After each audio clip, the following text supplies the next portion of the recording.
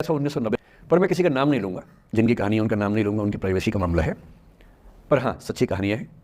अच्छी बात है कि इन कहानियों के किरदार हम लोग नहीं बने, ईश्वर करे हम कभी ना बने, लेकिन कहानियाँ सच्ची हैं। जब मैं दिल्ली आया था 1990 में, मैं हरियाणा के एक शहर से, भिवानी से दिल्ली आया था पढ़ने के लिए। मेरे ड्रीम कॉलेज में हंसराज भी था, पर मेरा संयुक्त से मेरा एडमिशन जाकिर हुसैन में हुआ। मेरे अंक ठीक थे, यहाँ हो सकता था, पर मैं तो नई दिल्ली स्टेशन पे उतरा, बाहर निकला, पता लगा वहीं कॉलेज है, वहीं एडमिशन ले लिया मैंने। तो लोगों ने कहा कि यार कैंपस बड़ा अच्छा होता है। मैंने क्या फ़र्क पड़ता है, कॉलेज कॉलेज होता है, छड्डो, यही छड्डो में सिखाने आया हूँ आप लोगों को। ठीक है, स्टेशन से निकले वहीं कॉलेज है, मैंने घर जाना होगा तो आराम से कॉलेज से निकल जाएंगे, क्या रखा कैंपस में। पर मेरा एक दोस्त जो मेरे साथ ही आया था उसी शहर से, उसने एडमिशन हंसराज कॉलेज में लिया। मैं और वो स्कूल के डिबेटर्स थे, डिबेटिंग में हम लोग स्कूल टाइम से काफ़ी एक्टिव थे। DU में है तो यहाँ भी एक्टिव रहे।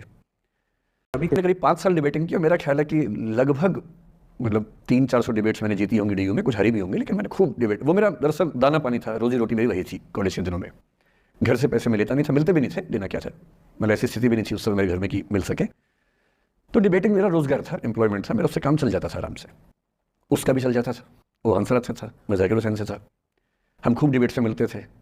अक्सर ट्रॉफी या तो हम जीते थे या वो जीतता था, कोई भी जीते रूम पे ही आती थी, क्योंकि हम रूममेट्स थे, एक साथ ही रहते थे।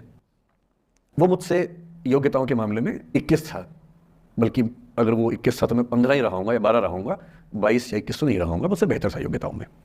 बड़ा अच्छा व्यक्ति था। ग्रेजुएशन के बाद मैंने MA हिंदी साहित्य में एडमिशन लिया, जबकि BA ऑनर्स हिस्ट्री में किया था मैंने। उसने तय किया कि वो कुछ और करेगा, प्रोफेशनल कोर्स करेगा, नौकरी करेगा, तो वो चला गया दिल्ली से। मैं दिल्ली में रहा। फिर मैं MA के बाद तैयारी करने लगा UPSC की। तब तक मैं UGC होने से कई लोग हमेशा जीता हुआ महसूस करते हैं, वो चुपचाप एक बंद कमरे में ज़िंदगी से हार गया। मैं आज तक नहीं समझ पाया कि ऐसा कैसे हुआ। बाद में टटोला, उसके पेरेंट्स से बात हुई, भाई से बात हुई, उन्होंने उसकी याद में एक सोशल वर्क शुरू किया ताकि किसी और बच्चे को ऐसा ना करना पड़े। तो जो हल्का हल्का अनुमान हुआ वो ये कि शायद कुछ ऐसा था रिलेशनशिप में जो नहीं संभल पाया था, और रिश्ता टूट ना जाए इसका दबाव बहुत ज़्यादा था, और वो दबाव झेल नहीं पाया। इस उम्र में ऐसा फेज आता है, कई बार आता है। ये एक कहानी है, हंसराज कॉलेज से ही जुड़ी है, इसलिए मैंने सोचा कि वहीं से बात शुरू करूँ।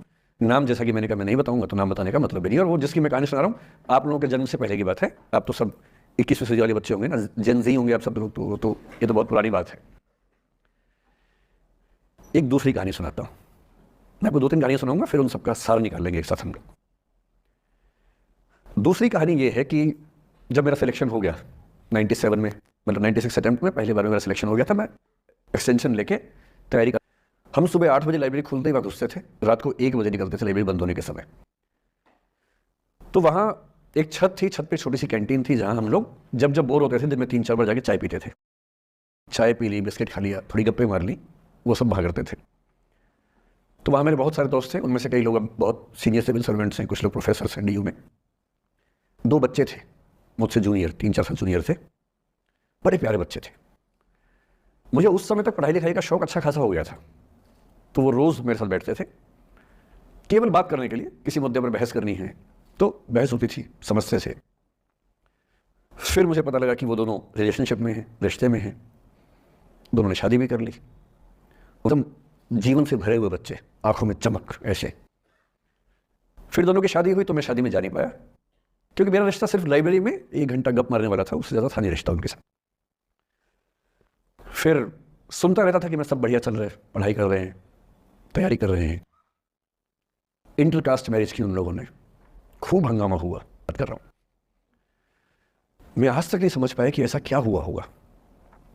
तो बाद में अनुमान जो हुआ वो ये, इंटरकास्ट मैरिज, परिवार का दबाव, समाज का दबाव, आपस का दबाव, टॉक्सिक रिलेशनशिप, अंत में उस दबाव को न झेल पाना और जीवन समाप्त कर देना, ये हुआ।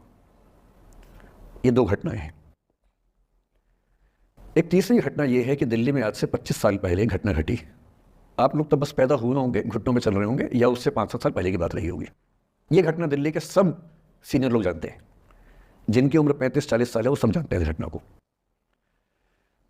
मोबाइल फ़ोन में वीडियो नया नया आया था उस समय। अब तो आपके हर फ़ोन में वीडियो है, अब तो सामने भी है, ताकि आप वैसा वाला मुंह बना के सेल्फी खिंचवा सके। पाउट बोलते हैं ना, मैं उसको देसी भाषा में सूअर जैसा मुंह बोलता हूँ। और वैसा ही बनता भी है, क्यूट क्यूट सा सुअर जैसा मुंह बना के लोग सेल्फी खिंचवाते हैं, उसको बोलते हैं पाउट। तब तो कैमरा फोन में पहली बार आया था, तब लोग अभ्यस्त नहीं थे। अब जैसे आप लोग कितने अभ्यस्त होंगे, हम भी होने लग गए अब हम किसी से बात करते हैं तो हम ये एज्यूम करके चलते हैं कि उसने फोन में कुछ ना कुछ ऑन कर रखा होगा, या तो आवाज रिकॉर्ड करेगा या वीडियो बनाएगा।